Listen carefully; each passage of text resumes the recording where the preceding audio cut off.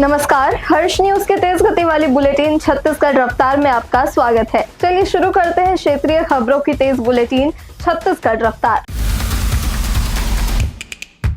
छत्तीसगढ़ सरकार ने 16 दिसंबर 2025 को एक आदेश जारी कर प्री स्कूल कक्षाओं को आरटीई के दायरे से बाहर कर दिया। इस मामले में Chhattisgarh private school management association ने हाई कोर्ट याचिका दाखिल की है। याचिका में कहा गया है कि प्री स्कूल कक्षाओं को आरटीई के दायरे से बाहर करना कानून और संविधान के खिलाफ है।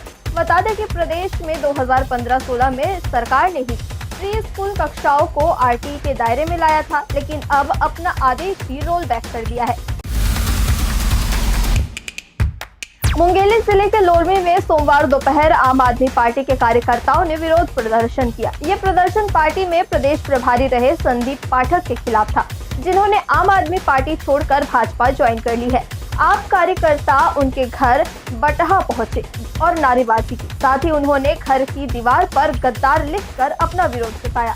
पार्टी ने अपने ऑफिशियल एक्स हैंडल पर विरोध की तस्वीरें पोस्ट की है और लिखा है कि जिसे थिंक टैंक समझा वो सेप्टिक टैंक निकला। छत्तीसगढ़ में फिलहाल भीषण गर्मी का दौर जारी है और अगले 2 दिनों तक तापमान में किसी बड़े बदलाव के आसार नहीं है। राजनांदगांव 44.5 डिग्री सेल्सियस के साथ सबसे गर्म रहा, जबकि मध्य छत्तीसगढ़ के कुछ हिस्सों में अगले 24 घंटों के लिए लू का अलर्ट जारी किया गया है। हालांकि राहत की बात यह है कि अगले 3 दिनों में पारा 2 से 3 डिग्री सेल्सियस तक गिर सकता है। इसी दौरान मौसम का मिजाज भी बदल सकता है।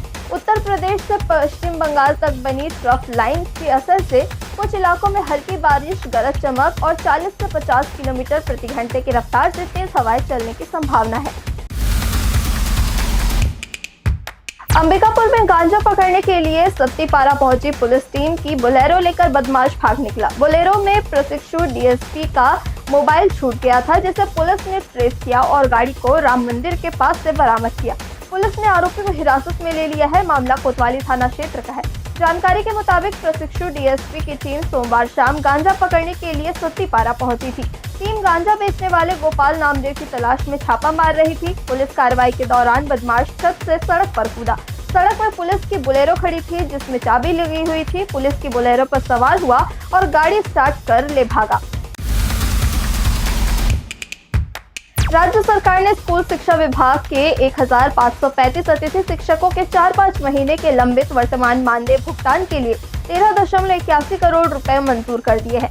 20,000 रुपए प्रति माह की दर से जारी यह राशि सबसे ज्यादा बलरामपुर, कोंडागांव और बस्तर को मिली है। सरकार का दावा है कि इससे मानदेय भुगतान में राहत मिलेगी, लेकिन आंकड़े यह भी बताते हैं कि आदिवासी और दूरस्थ जिलों को प्राथमिकता दी गई है, जिससे शिक्षक उपलब्धता की चुनौती पर फोकस साफ दिख रहा है।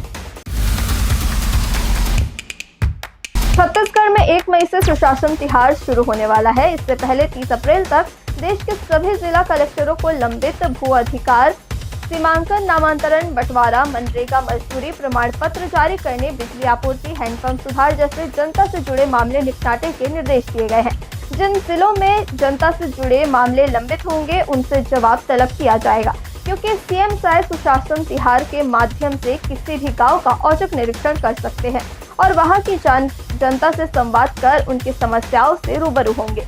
दरअसल सुशासन तिहार एक ऐसा अभियान है जो प्रशासन और नागरिकों के बीच की दूरी को खत्म करके सरकारी सेवाओं को सीधे उनके दरवाजे तक पहुंचाने का लक्ष्य लेकर शुरू किया गया है।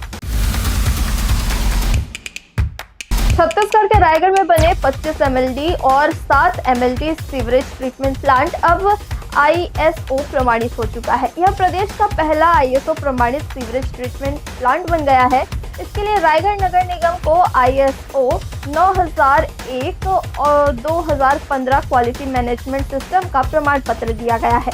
नगर निगम संचालित इन दोनों एसटीपी में जल और अपशिष्ट जल प्रबंधन की संपूर्ण प्रणाली शामिल है, जिसमें संग्रहण, उपचार और सुरक्षित निस्तारण की प्रक्रियाएं प्रभावी रूप से संचालित की जा रही है। जांच के दौरान यह प्रणाली अंतर्राष्ट्रीय गुणवत्ता मानकों पर खरी उतरी।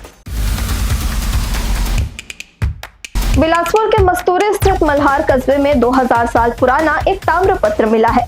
इसका वजन 3 किलोग्राम से अधिक है। यह दुर्लभ ताम्र पत्र ज्ञान भारतम अभियान के तहत स्थानीय निवासी संजीव पांडे के घर से प्राप्त हुआ है।